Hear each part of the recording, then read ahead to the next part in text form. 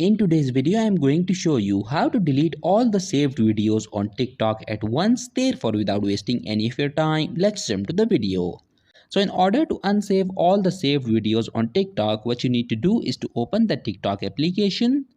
Click on these three horizontal lines at the top right corner of your screens and go to settings and privacy. Now scroll down and click on this option that says report a problem. Then tap on account and profile. Click on profile page, then scroll down and click on other. Scroll down one more time and click on this need more help option. Alright, now in this box you need to briefly state the issue that you are facing. You have to request the team TikTok that you want to unsave all the saved posts.